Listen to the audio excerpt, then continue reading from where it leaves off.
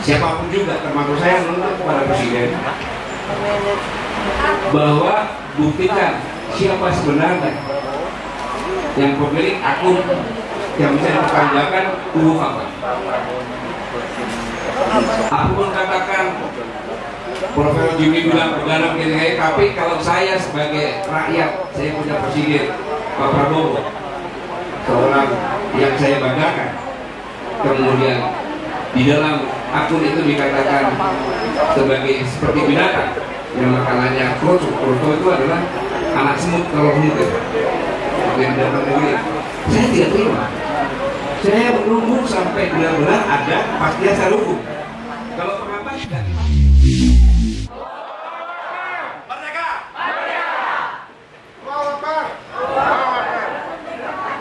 Assalamualaikum warahmatullahi wabarakatuh. Bismillahirrahmanirrahim. Alhamdulillah, Bismillah,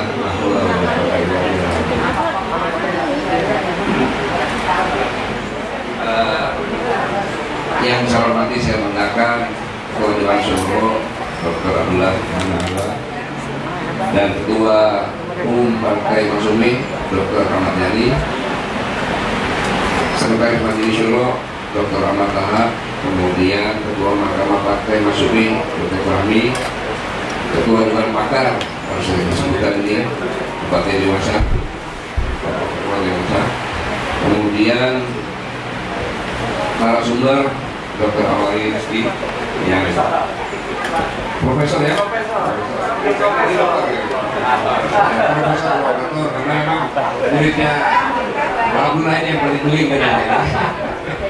Kemudian Bang Medra Ablum, Canes, kemudian Bapak Ibu sekalian, para senior yang tidak saya sebutkan satu-satu, ada kadang-kadang teman, kadang-kadang musuh saya.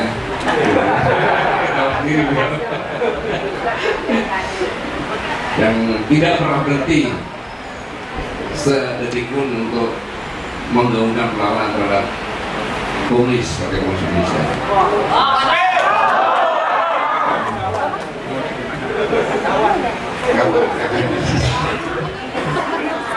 Bapak Ibu sekalian, saya menyampaikan salam bersyukur kepada Allah Subhanahu wa Ta'ala bahwa kita bisa berkumpul di sini dalam rangka memperingati ulang tahun Masyumi. Ini adalah partai yang pertama kali berdiri. Begitu merdeka, beberapa bulan kemudian lahirlah Partai Masyumi. Dan sebenarnya seandainya Partai Masyumi ini sampai sekarang masih hidup, tidak kena badai. Badai itu kan dimulai dari kelihaian seorang Aini, di mana tidak mungkin PKI akan bangkit kembali tanpa memisahkan Bitunggal. Maka yang dikerjain pertama kali adalah memisahkan Bitunggal, sehingga Dr. Muhammad Hatta mengundurkan diri tahun 56. Bulan itu 1 Desember 56. Dengan itu maka dipengaruhi dan konsep Nasakom nasional komunis, nggak mungkin ada Islam kan? Maka berhasil pada tahun 60 ada 2 alternatif, mau dibubarkan atau membubarkan diri. Akhirnya Partai Masyumi dengan PSI yang partainya bapaknya Pak Prabowo itu membubarkan diri. Padahal partai itu adalah partai yang sama-sama memiliki 57 kursi di parlemen. Dibilang nomor 1 ya karena lebih banyak dapilnya, karena kalau PRI kan hanya di Jawa saja. Sebenarnya saya sering ditanya sama teman-teman, Pak Gatot, ini kan kita penduduk kita mayoritas Islam, ya kita 86%. Tapi kok Islam seperti ini kita karena tidak hidup di wilayah sendiri, di negara sendiri, yang dimana Islam adalah yang pertama kali mencetuskan perlawanan. Yang pertama kali adalah ketika para wali menyebarkan agama Islam, mungkin nanti diskusinya kalau disebutkan oleh para wali ulama saja, tidak mungkin Islam bisa masuk di Indonesia dengan menyebar. Maka dibuatlah suatu pemerintahan agar bisa. Lahirnya Kerajaan Mataram. Nah, Kerajaan Mataram inilah yang membuat Islam ini menjadi suatu kerajaan. Ini berlangsung sehingga lahirlah yang pertama kali Syarikat Dagangan SDI ya, Syarikat Dagangan Islam 1905. Ini untuk melindungi pedagang-pedagang, dari dominasi pedagang Cina. Kemudian lahirlah Syarikat Islam tahun 1912 bersama-sama dengan lahirnya Muhammadiyah. Ini sudah lebih lagi majunya karena komisi mengadakan perlawanan dengan perdagangan. Selanjutnya yang menarik, Muhammadiyah ini didirikan oleh Kesultanan Jogja. Seorang anaknya Pak Firmanit itu karena Sri Sultan mengikuti pendapat melihat namanya baik, maka disekolahkan. Darwis namanya ya. Disekolahkan, setelah mulai dari sekolah dia suruh ngajar di HIS untuk belajar. Setelah itu namanya dirubah lagi, kamu namanya keberadaan, maka dirubah nama Islam, nama dalam. Berangkat lagi, yang kedua setelah ketemu dengan KIJ Hasyim Asy'ari. Sri Sultan Hamengkubuwono ke-8 ini kan bagian dari Mataram yang misalnya sampai kuat dan sampai sekarang masih dipegang gitu. Bagian itu mengatakan bahwa perjuangan ini tanpa dilandasi dengan intelektual tidak bisa. Maka tugas dari Darwis Abdul Buba ini dengan belajar tadi membuat sekolah. Setelah matang 2012 kalau sampai ke 2024 ya, ada beberapa betul itu kurang lebih sudah sekitar 12 tahun. Jadi kalau anak yang TK 12 tahun, ya dia udah di lulus SMA, SMP ya. Itulah maka bisa melahirkan Sumpah Pemuda. Kemudian Nahdlatul Ulama lahir adalah organisasi perjuangan. Sebenarnya tidak ada perbedaan mazhab antara Muhammadiyah dengan Nahdlatul Ulama, tidak ada. Karena Nahdlatul Ulama itu sebagian besar adalah Muhammadiyah. Sebagian besar ketika berdiri. Nahdlatul Ulama tujuannya mendirikan adalah untuk mengadakan perlawanan secara fisik. Muhammadiyah mengadakan perlawanan secara intelektual dalam mendidik masyarakat. Nggak tahu tiba-tiba sekarang udah berbeda. Tapi tidak ada perbedaannya sebenarnya awalnya. Karena setelah itu lahirlah divisi-divisi pula dan sebagainya untuk mengadakan perlawanan. Jadi sejarah singkat ini saya mengatakan bahwa suka tidak suka fakta sejarah negara kesatuan Republik Indonesia itu diinisiasi, dimotivasi, diperjuangkan, dipertahankan oleh Islam. Itu kata kuncinya. Maka sebagai musuh dari komunis, organisasi Islam yang paling besar, Partai Masyumi harus dihapuskan. Makanya saya bilang sekarang Islam di Indonesia itu tidak terlalu terasa di negara Islam sendiri, di negara yang konservatif Islam, karena yang bodoh Islam sendiri. Karena tokoh-tokoh Islam yang punya intelektual bukan mendirikan partai untuk bersatu, tapi untuk mudah-mudah. Jadi di segi dari pemerintahan, dari segi politik, Islam itu bukan 87%, hanya 10% maksimal. Karena partai Islam paling besar berapa persen? Nggak sampai 10%. Dan tidak berlaku. Coba cek sekarang pemilihan gubernur ada nggak yang murni? PKS, P3, PAN, PKB mengusung satu, nggak ada. Itu sebagai bukti saja. Nah, lahirnya Masyumi ini merupakan harapan.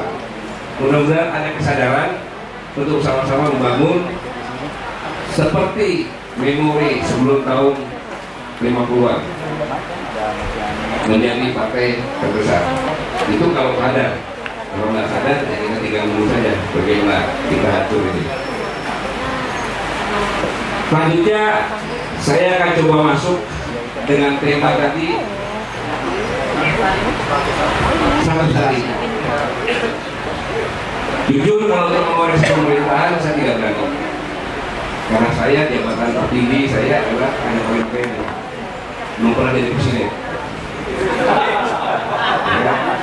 Presiden baru dilantik baru beberapa hari, saya mengoreksi bagaimana tabu bagi saya. Tetapi berdasarkan teori saya baru menyampaikan. David Olson mengatakan bahwa di kabinet komparatif perspektif, kabinet komparatif mengatakan bahwa kabinet yang komparatif, yang heterogen, yang besar itu dalam kondisi negara yang tidak baik-baik saja tidak bisa. Saya baru mengatakan adalah tidak baik-baik saja karena ketika Pak Jokowi menjabat sebagai presiden, dia mengatakan bahwa akan menunjuk pertumbuhan ekonomi meroket tinggi, ya kan? Oh, kanan ya. Baik, kanan. Meroket tinggi. Kemudian dengan demikian akan menurunkan angka kemiskinan. Dan selanjutnya juga mengurangi jumlah pengangguran dan meminimalisasi hutan. Ya, waktu itu 2000 orang peduli. Ya. Ya. Ya. Pada saat peralihan. Dan ini ternyata benar sebagai mata morgana.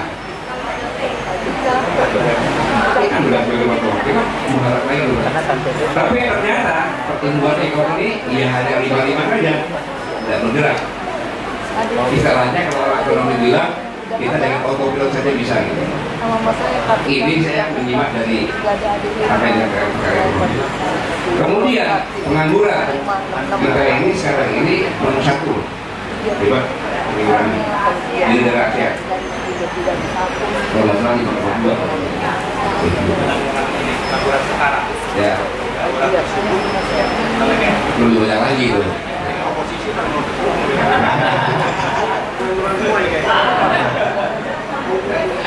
Kemudian banyak yang turun kelas dari kelas menengah turun ke bawah. Ini sangat banyak sekali, bukan juta turun ke bawah.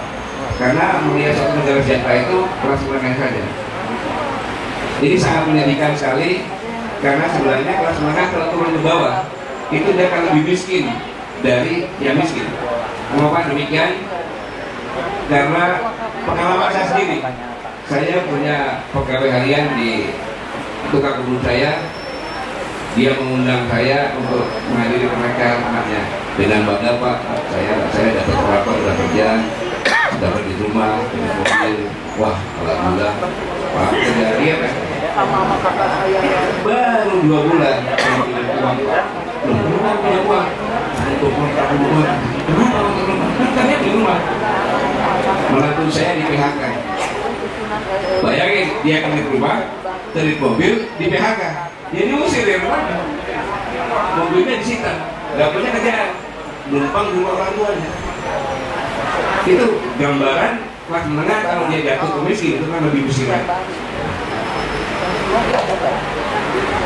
Dan ini semuanya sudah disampaikan dalam pidato kenegaraan Presiden Pak Prabowo. Jadi Pak Prabowo benar-benar paham bahwa negara tidak ada kondisi baik-baik saja. Itu yang kita sepakati bersama. Maka dengan membuat suatu kabinet yang heterogen, ibarat seperti pelangi. Kalau itu ada embun, sejuk, enak, negara itu dalam kondisi damai, maka pelangi itu akan lihat dia kelapa. Tapi begitu ada badai yang keras, pelangi itu akan hilang. Ini berdasarkan teori saja. Yang kedua, kita tahu kan bahwa yang namanya pejabat politik itu hanya kalau dari bawah wali kota, wakil wali kota. bupati wakil wali kota, gubernur wakil gubernur, DPRD tingkat 2, tingkat 1, DPRD pusat, kemudian DPD, sama dengan pusat, DPR. Saya pikir itu aja, presiden dan wakil presiden, benar nggak? Tetapi kalau kabinet menggunakan kabinet demokrasi atau dianggap sebagai pejabat politik, itu pasti ada risikonya. Pasti ada risiko. Seharusnya kabinet dalam kondisi seperti ini kabinet yang profesional. Yang profesional pada bidang masing-masing. Bukan kabinet politik atau demokrasi yang diambil dari partai-partai politik. Ini akan sangat berisiko. Ini teori yang mengatakan ini.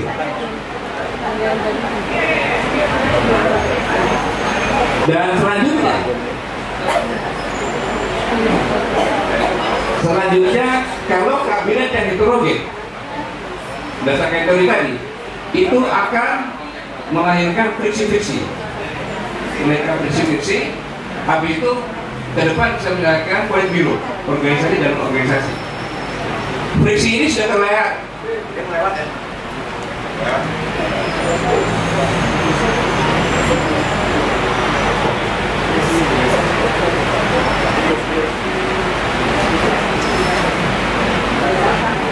Selamat datang nih Pak pengacara nih, temannya Pak Yani. Pengacara Talibang.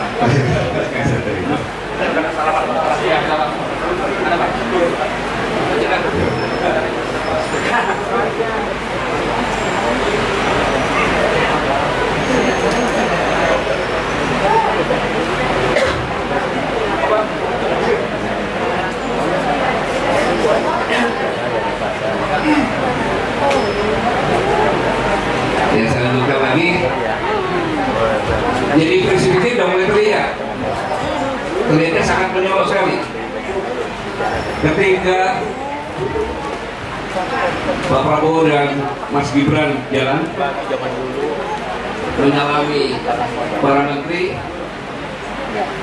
ketika Bahlil salaman dengan Pak Prabowo biasanya begini salaman. Tapi begitu Gibran lewat, dia cium tangannya Gibran.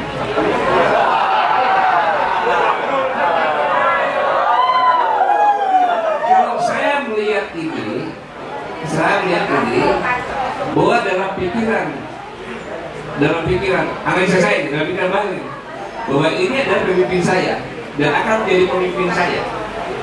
Dan dia punya kekuatan yang luar biasa, maka saya harus mencium tangannya. Itu maksud apa kan gitu? Ini friksi.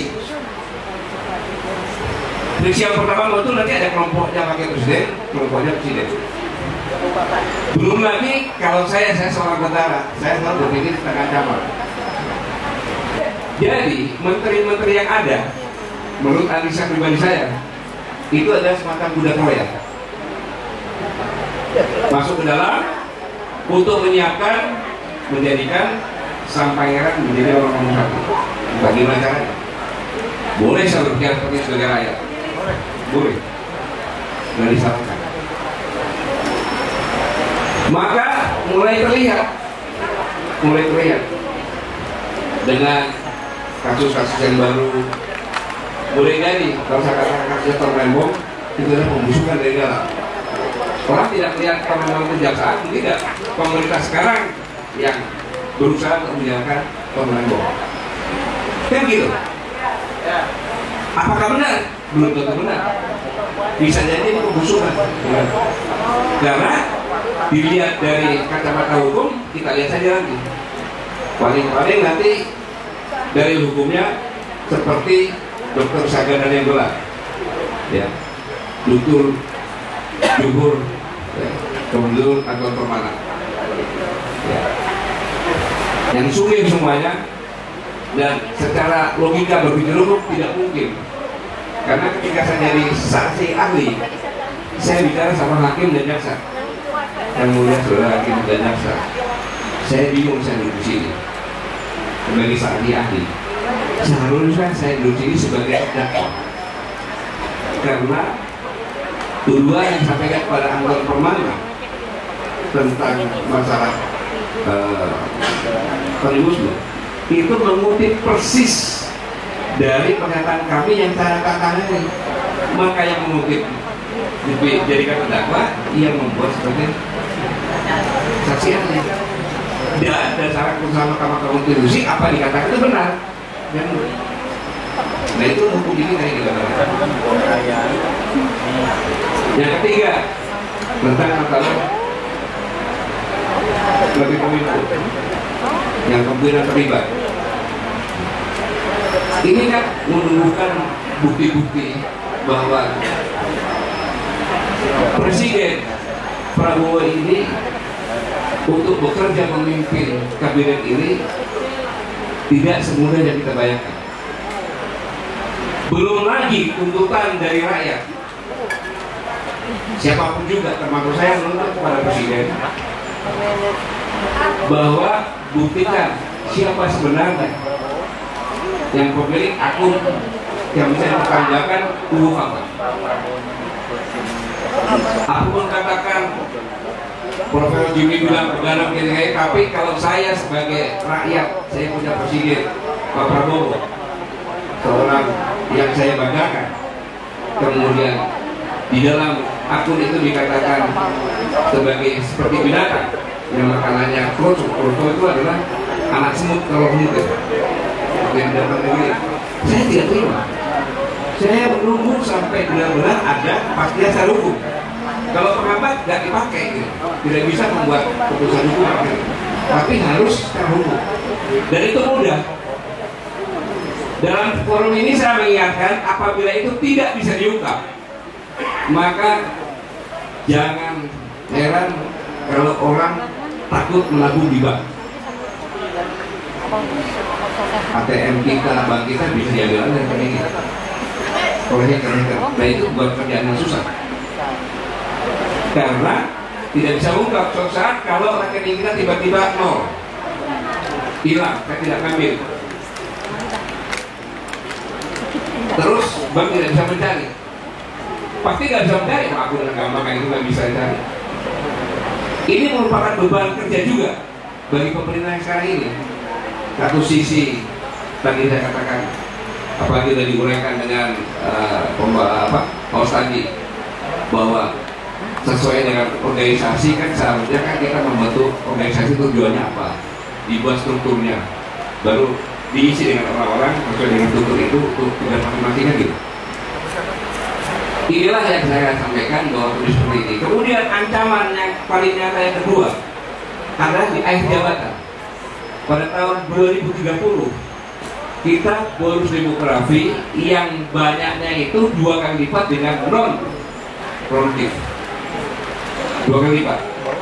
Saya ulangi, bonus demografi kita ini adalah jumlahnya 2 kali lipat dari non produktif. Artinya apa? Artinya disitulah kita bisa melihat bangsa ini akan jatuh ke jurang sungguh-sungguh atau akan meroket. Karena apabila pemerintah ini tidak bisa menyiapkan lapangan kerja yang kurang lebih sekitar 50 jutaan, itu 50 juta orang ini akan menjadi tanggungan pemerintah karena gak punya kerjaan, termasuk yang non produktif yang 25 juta menjadi gak punya kerjaan. Makanya ketika Tritek dibalikan, mereka bisa segera, karena kalau itu kita sudah 50 tambah 20 dan 70 ribu media. Ini gambaran tentang kondisi ke depan, bagaimana kita melihat satu hari ke depan. Pikir-pikir, badai-badai dan sebagainya siap menghadang terus. Dan secara psikologis, sebagian orang mengharapkan Pak Prabowo cepat jatuh. Ini nyata. Ada wakil presiden naik kan gitu. Nah, kira-kira ini yang bisa saya sampaikan. Tidak ada alternatif bagi kita. Forum seperti ini adalah bagus. Forum akan melihat semuanya, dan saya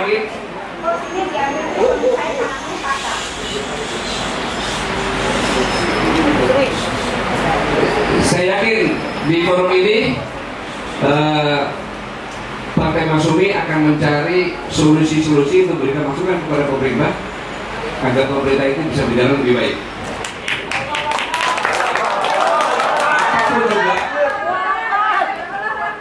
Apapun juga, ya saya ulangi, apapun juga, bahwa kita sekarang ini sudah diputuskan secara hukum bahwa kita mempunyai presiden. Kemudian kalau saya sudah sampaikan banyak rintangan-rintangan ini, kita juga menjadi faktor yang membuat sulit lagi, maka kita siap-siap aja kemudian bangsa ini menyatu. Tetapi kita mengamati dengan seksama, ada batas waktunya tentunya. Ada batas waktunya kan? Apabila batas waktu yang tertentu ini tidak makin baik, maka kita harus bersuara menyampaikan solusi-solusi yang terbaik.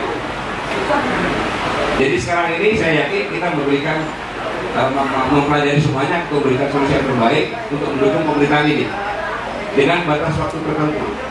Kalau batas waktu tertentu ada indikasi bangsa ini akan hancur, tidak mungkin kita akan tinggal diam saja. Kita akan memberikan masukan-masukan secara struktural, kemudian dengan solusi-solusi yang ada. Saya pikir ini tujuannya kita diskusi di sini, dan saya tidak bisa memberikan yang lebih lagi karena yang pertama adalah kabinet ini heterogen dan negara tidak fungsi baik-baik saja, dan kabinet ini adalah kabinet demokrasi, bukan kabinet provinsi. Kemudian ancaman ekonomi sangat luar biasa. Jerman pun yang negara kuat ekonomi persiapan untuk dan negara partainya, dan tidak mudah merubah semuanya ini karena sistem ini sudah dirubah dari dulunya ini. Dengan Undang-Undang 45 ini sistemnya jadi tidak mudah dalam memimpin kapal. Kalau saya bahkan kapal itu kepada ini, ya saya hanya bingung, mari kita bergandingan tangan untuk sama-sama mendukung sambil mengamati pada saat-saat tertentu yang apabila sudah dia akan turun akan hancur, maka kita semua harus bersama-sama untuk mengangkat agar tidak jatuh lagi. Saya pikir Budiani ini yang bisa saya sampaikan, dan saya tidak bisa selesai karena saya pengajian lagi. Saya pikir itu aja. Kalau ada kata-kata yang kurang berkenan, kurang baik, itulah saya manusia biasa. Saya mohon maaf. Terima kasih. Wassalamualaikum warahmatullahi wabarakatuh.